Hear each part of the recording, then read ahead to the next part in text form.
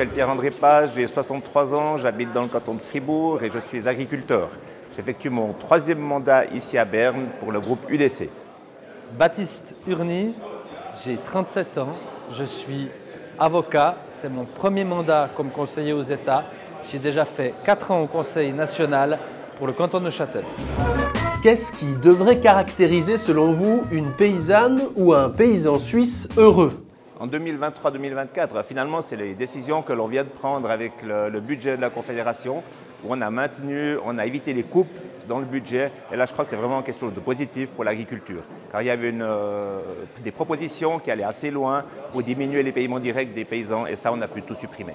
C'est un bon point de départ. Il faut aussi se rendre compte qu'on est 4% de la population. C'est toujours plus difficile à défendre les budgets. La Confédération est super endettée, on a des problèmes financiers. Et une partie du Parlement pense que tout le monde doit aider, mais là, l'agriculture, le paysan, il nourrit la population. Et je crois qu'on doit garder une agriculture forte et on doit les soutenir.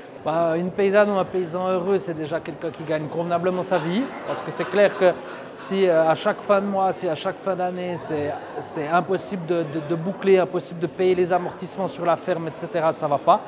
Et puis ensuite, c'est un paysan qui peut faire son travail de faire à manger, de faire de l'approvisionnement, et puis qu'il le fait en respectant son outil de travail. Son outil de travail, c'est l'environnement. C'est donc au fond un marché qui permette aux paysannes et aux paysans de gagner suffisamment bien leur vie sans les pousser à faire de la surproduction qui nuit à l'environnement.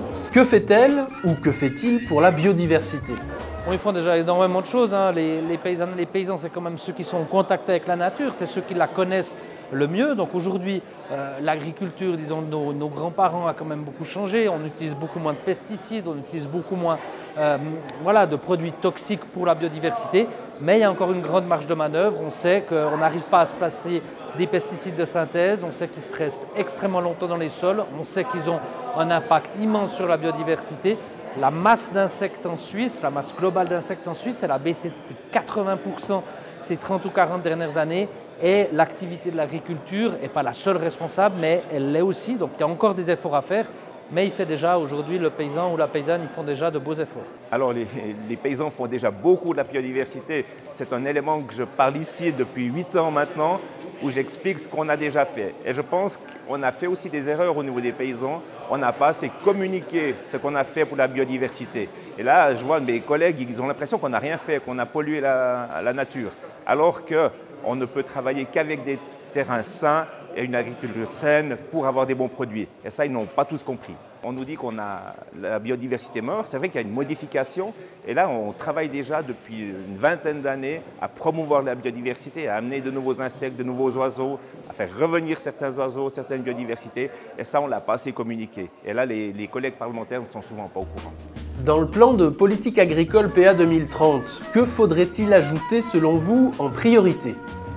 Non, alors je ne crois pas qu'on doit rajouter. On doit vraiment aller dans la continuité. On doit poursuivre le travail qui se fait actuellement et on doit arrêter de modifier tous les 2 ans la politique agricole. Et là, je crois que l'agriculteur, le paysan a besoin d'avoir une ligne, savoir où il va.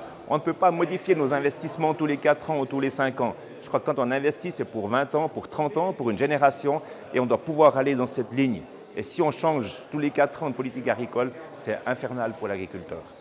Pour PA 2030, je pense qu'effectivement, il y a plusieurs enjeux importants. Un des enjeux, c'est l'approvisionnement du pays. On a quand même vu à travers la crise qu'il y a eu entre l'Ukraine et puis la Russie, qui a toujours d'ailleurs, malheureusement, qu'on est très dépendant, y compris sur nos matières premières agricoles, on est très dépendant de l'étranger. Donc il y a une vraie réflexion par rapport à ça.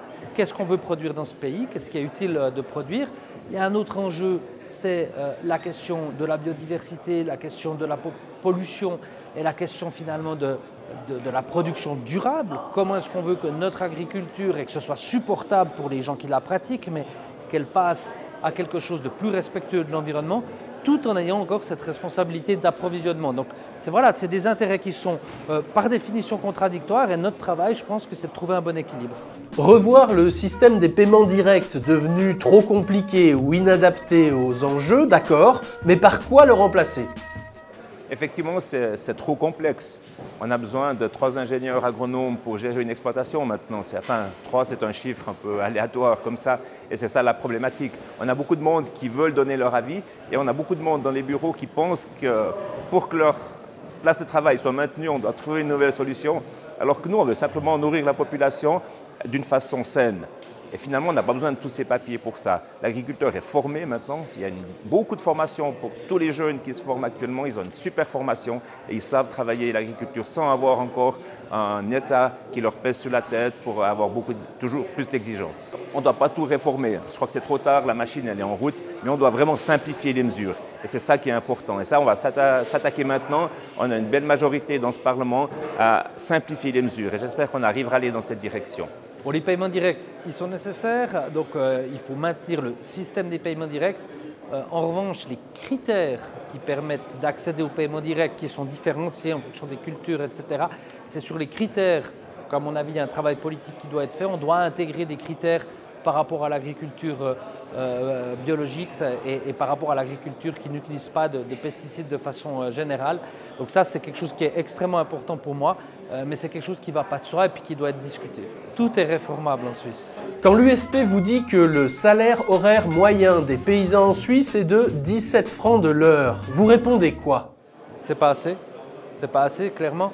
Moi, je me suis toujours battu pour des salaires minimums et ça s'applique aussi, ça devrait aussi s'appliquer aux travailleurs agricoles et aux paysans propriétaires. C'est évident que c'est pas assez et que ça fait partie du problème. C'est impossible, c'est ce que je dis depuis toujours, c'est impossible de demander à l'agriculture des efforts pour l'environnement si les gens n'arrivent déjà pas à boucler la fin de mois. Donc là, il y a une vraie réflexion effectivement à avoir sur les revenus de nos agriculteurs et de nos agricultrices. C'est quelque chose qu'on ne doit pas admettre si facilement, qu'ils soient aussi faibles. Et puis de la même manière, on ne doit pas non plus admettre que les rentes diminuent. Hein. Quand on coupe dans l'AVS et ces choses-là, ben, c'est aussi les paysans qu'on touche. Vous savez, j'ai commencé la politique parce qu'on gagnait vraiment rien pour essayer de défendre l'agriculture. On évolue un petit peu, on a mis en place les paiements directs, on a un soutien plus fort à l'agriculture, mais on est toujours en dessous du salaire moyen. Et ça, c'est un problème qu'on doit continuer à essayer de résoudre. Depuis la nuit des temps, l'agriculteur reste lui qui est au bout de la chaîne, à qui c'est plus facile de peser sur la tête. Comment comprendre cette société qui dépense toujours moins pour son alimentation, hors période d'inflation, et en réclame politiquement toujours plus en termes de normes à la paysannerie, avec des budgets agricoles stables depuis 20 ans? Alors c'est difficile à le comprendre, mais quand on est ici, on se rend compte que tout le monde croit tout connaître sur l'agriculture. Tout le monde veut amener une petite touche personnelle pour dire « Ah oui, les paysans devraient faire ceci, devraient faire cela », et on essaye de mettre des mesures supplémentaires. Et c'est ça qu'on ne veut pas, car on travaille dans la bonne direction depuis longtemps. Et ça, nous, on essaye de le faire comprendre aux collègues parlementaires. Bon, moi je comprends l'agacement, mais c'est un petit peu le système qui le veut. C'est-à-dire qu'aujourd'hui, on a effectivement des paysannes et des paysans qui sont sous pression du système, qui sont sous pression financière, et puis ils voient des verts et des socialistes leur dire « Non mais il faut encore faire ci ou faire ça ». Je comprends que ce soit agaçant. Nous, on ne le fait pas pour les agacer. Toute ma famille est paysanne avant mon père, mon cousin, mon oncle.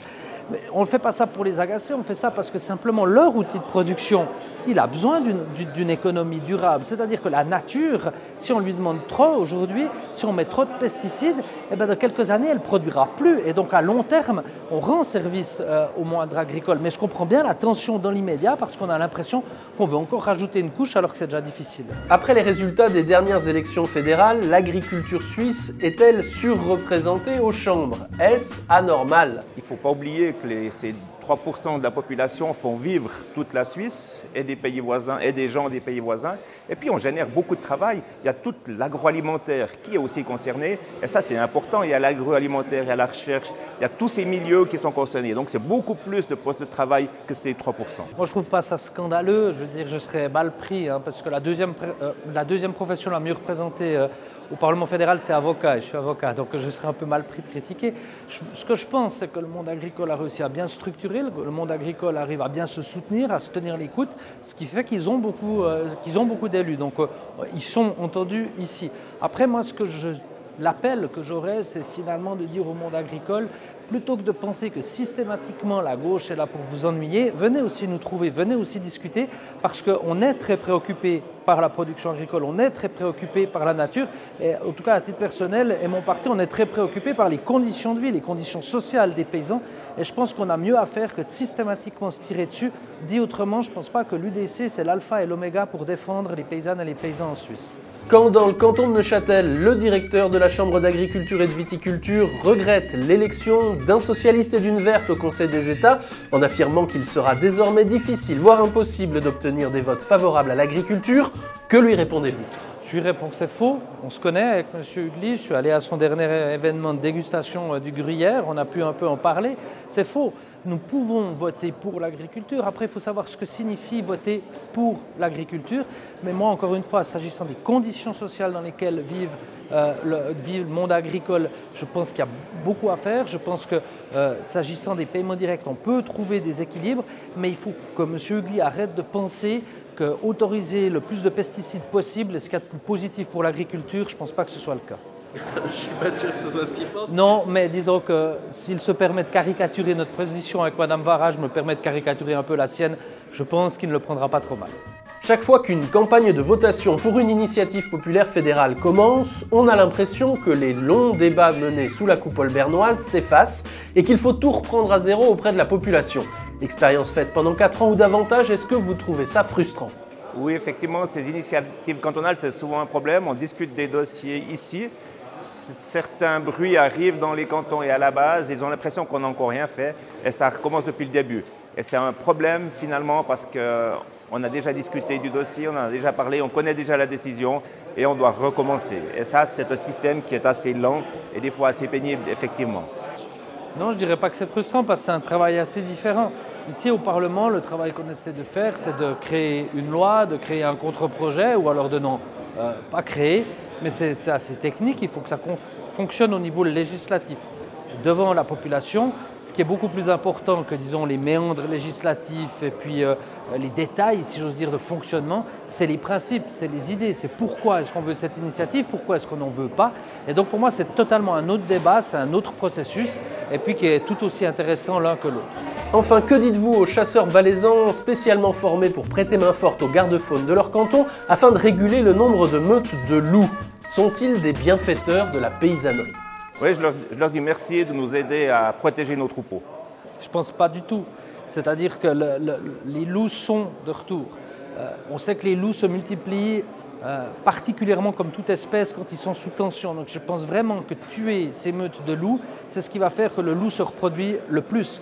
Et donc c'est pas du tout à mon avis une bonne idée. Il faut aujourd'hui qu'on mette de l'argent pour la protection des troupeaux, ça c'est évident. Il faut qu'on mette aussi de l'argent pour indemniser quand il y a un problème. Mais on ne peut pas faire la guerre au loup, il est de retour et on doit apprendre à vivre avec. C'est un peu comme, si je compare, s'il y a 20 ans, on avait combattu pour faire sans Internet. Non, Internet était là, on doit apprendre à faire avec.